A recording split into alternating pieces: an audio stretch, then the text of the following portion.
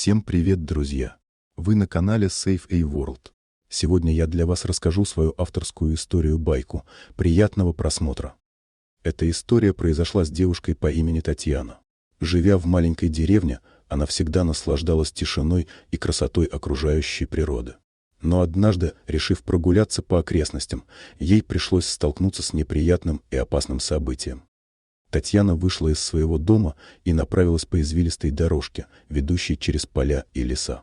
Она наслаждалась свежим воздухом и пением птиц, не подозревая, что скоро ее ждет встреча, которая изменит все ее представления о безопасности. Продолжая свою прогулку, она увидела вдали лошадь, которая странно себя вела. Животное шаталось, издавая зловещие звуки, и оно направлялось прямо к Татьяне. Девушка поначалу подумала, что лошадь просто потерялась, но по мере приближения она поняла, что все не так просто. Лошадь была необычно агрессивной и вопила, словно что-то болезненно пыталось выбраться из ее тела. Татьяна испуганно поняла, что этот зверь подвергся заражению бешенством. В ее сердце зародился страх, и единственное, что пришло ей в голову, это убежать. Девушка побежала со всех ног, пытаясь сохранить свою жизнь. Однако лошадь не сдавала своей попытки догнать Татьяну. Она была быстрее и сильнее, и мгновение, когда Татьяна ощутила дыхание зверя на своей спине, казалось вечностью. Но внезапно на помощь к девушке прибежал мужчина. Это оказался хозяин лошади, услышавший ее крики о помощи. Он сразу понял, что с его животным что-то не так, и поспешил выяснить ситуацию. Хозяин с криками и громкими жестами отвлек лошадь, чтобы она отстала от Татьяны. Он сумел отвести ее в сторону и спугнуть, предотвращая нападение. Девушка остановилась, переводя дух, и благодаря хозяину, который так решительно вмешался. Позже, когда все угрозы миновало, Татьяна и хозяин лошади поговорили о случившемся.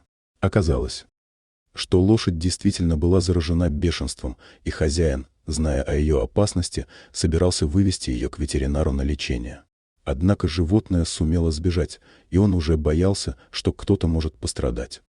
Татьяна была потрясена этой историей. Она осознала, как внезапно и страшно может измениться ее жизнь из-за одного случая. Она была благодарна хозяину за его решительные действия и спасение ее от нападения бешеной лошади.